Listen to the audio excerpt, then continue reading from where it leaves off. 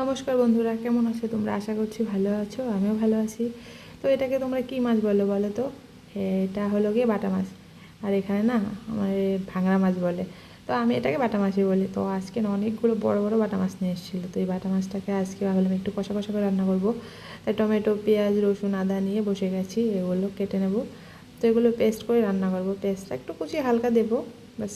মাছ একটু কুচানো পেস্ট দেবো আর শুধু মশলা দিয়ে আজকে রান্নাটা হবে। একদম পুরো কষা কষা করে রান্না করবো ভাবছি, একদম পাতলা ঝোল করবো না।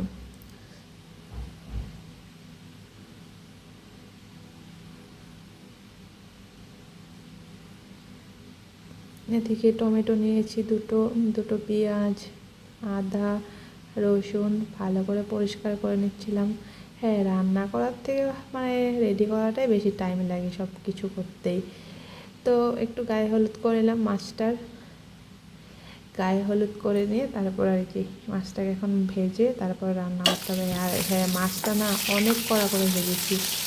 এই মাছটা খেতে সেরকম একটা ভালো লাগে না, যেহেতু এনেছি তো খেতে হবে। তো তো অনেকগুলো মাছ আধা ভেজে রেখেছি, ভাজা শুধু ভাজা খাওয়ার জন্য, আর আধাটুকু গ্রেভি টাইপ করবো আর কি। তো মাছ ভাজাতে দিয়ে কমপ্লিট হয়ে গেল। আর এদিকে আমি এখন মশলাটা করে নিচ্ছি। দিলাম শুকনো লঙ্কা, তারপর টমেটো, আদা, রসুন, পেঁয়াজ, ধনে গুঁড়ো আর জিরে আর গরম মশলা মানে দিয়ে পেস্ট করে নিলাম।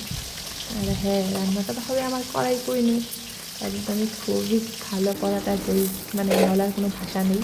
খুব কম তেলে রান্না হয়, তবু মনে হয় অনেকটা তেল দিয়েছি, মানে খাওয়ার টেস্টটা খুব সুন্দর হয়, মানে খুবই ভালো হয়। জিরে আর শুকনো লঙ্কা ফোড়ন, ব্যাস। আর যে মশলাটা করে রেখেছিলাম পেস্ট, সেটা দিয়ে দিলাম। আর এটা করতে আঁচ কমিয়ে রান্না করতে হয়, একটু হালকা টাইম নিয়ে। তো টাইমটা মানে কম লাগে, ব্যাস। মানে কষাতে একটু টাইম লাগে হালকা একটু, ব্যাস। এটা ঢাকনা দিয়ে দিয়ে ভালো করে কষাচ্ছিলাম। হালকা কষে হওয়ানোর পরে তারপরে দিয়ে দিলাম পেঁয়াজ কুচি, অনেকটা 1 বাটির মতন পেঁয়াজ কুচি। এটা তো ভালো করে ঢাকনা দিয়ে দিয়ে কষাতে হবে, মানে আঁচ কমিয়ে, যেহেতু আঁচ কমিয়ে রান্না করতে হয়।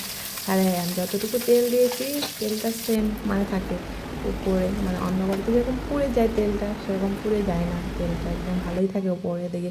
আর খুব কম তেল দিয়েছি, মানে দেখতেই পাচ্ছ তোমরা, খুব কম তেল দিয়েছি। শুধু মানে বিনা তেলেও রান্নাটা হয়ে যাবে এখানে রান্না করলে।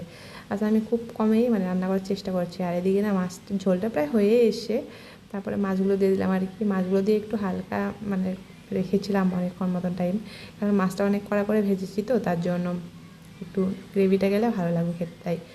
আর এদিকে দেখো না, গরম গরম ভাতের সঙ্গে কি গ্রেভি গ্রেভি কষা কষা মাছের ঝোলটা কেমন লাগছে দেখতে, দেখে লোভনীয় লাগছে না? হ্যাঁ লাগছে। তো কালারটা দেখতে পাচ্ছ তো কি সুন্দর হয়েছে। কালারটা যেরকম সুন্দর হয়েছে না, খেতেও কিন্তু ভালো হয়েছিল। মানে নিজে রান্না করে খেয়েছি বলে বলছি। যাই হোক, তোমরা একবার ট্রাই করবে যদি ভালো লাগে। ভিডিওটা ভিডিওটা যদি ভালো লাগে অবশ্যই একবার ট্রাই করো বাড়িতে বানানোর। আর ভালো থাকবে সবাই, টাটা।